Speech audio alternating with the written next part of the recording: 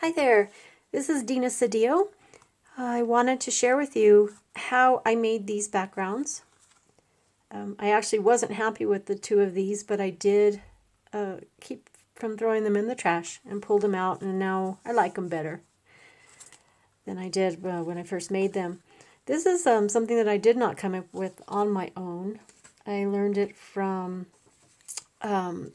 crazy talented artist. His name's Kevin Nakagawa. I think that's how you say his name. What I'm starting with is some Chrome Coat glossy paper, and I'm going to be using my Memento re-inkers. And I don't have very many, so I'm kind of limited on my colors. But what I'm going to do is start with the lightest one, which is Summer Sky. And I'm just going to put some on the page.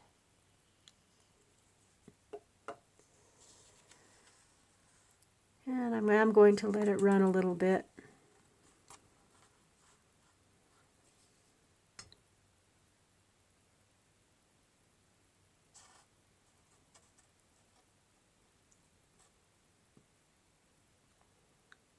And it really does only seem to work with the Memento inks. It doesn't work with any of the others that I've tried. Normally I like to use the Colorbox stylus tool, but they have discontinued those, so I've been trying to figure out something else to use. And these seem to be really popular right now. People are buying these little brushes. I think they're actually supposed to be for makeup or something. I'm not sure.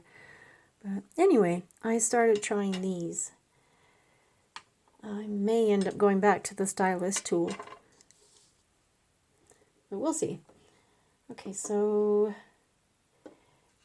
now I want to add a little bit of pink. This one is Rosebud.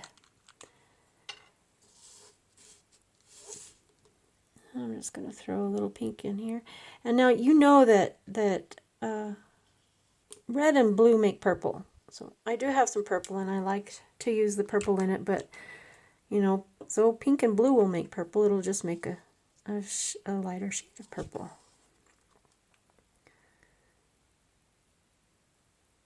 Okay, so this is just an experiment because I'm going to try these new little brushes.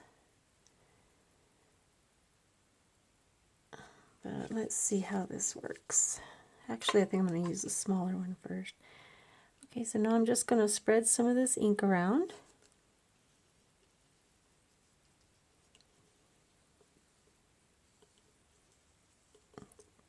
And see, it's really thick.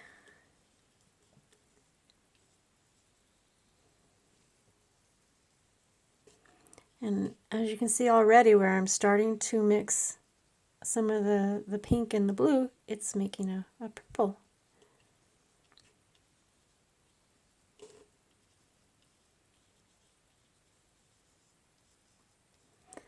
And then this, like what I said, I learned from Kevin. I saw him do this. And what's happening is it's actually beading up. And I noticed when I tried it with the other inks, it won't bead up like that. And I do want to leave a few white spots. I don't know. That's just me. You may not want to. But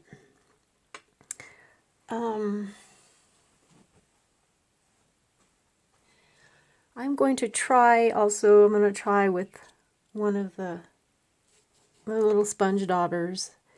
I'm probably going to have to add a little extra ink. Let's see. Okay, so now as I'm going to go out to the outer edges, I want to go a little darker. So let's try some of the Danube blue. I'll put a little extra, because I like to use these as skies. So, and see, because I have so much ink on the paper, it's going to bead up, which is what I want.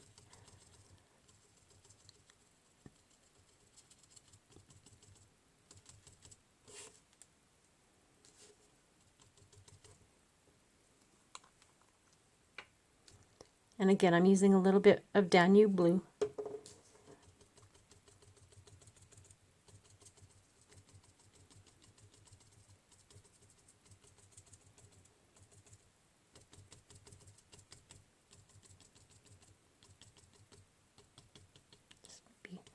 put a few darker spots. Okay, so let's do this other corner here.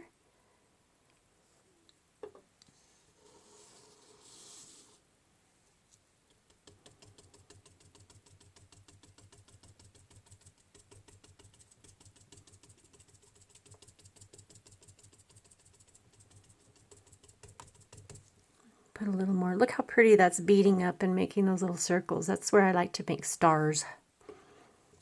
Okay, I put a little bit too much there, but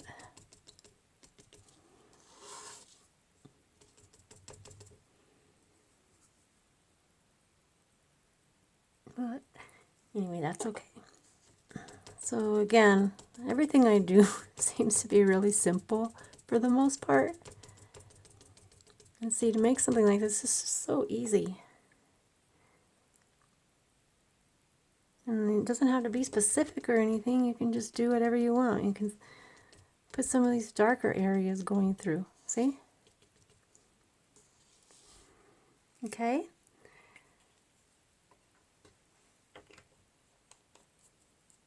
And then, oh, I forgot my Memento Black. Hold on.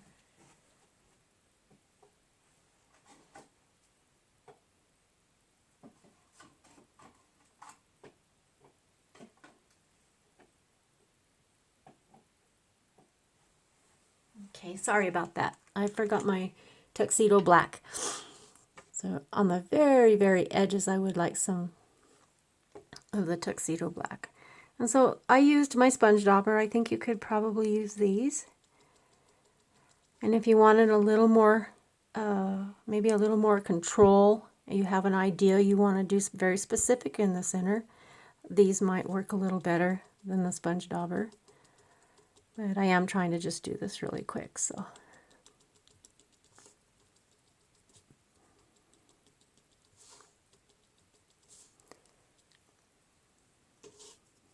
I'm going to put a little bit on this side.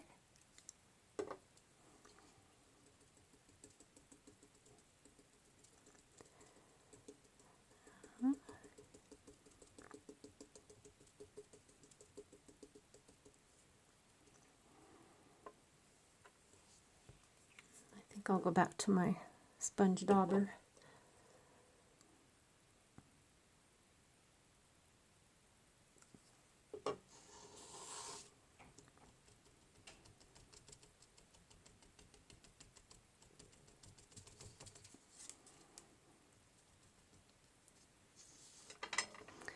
Okay, and I gotta learn how to adjust the lighting so I don't get so much glare.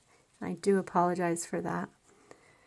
But look how, see those little black swivels in there? I really like the way that looks.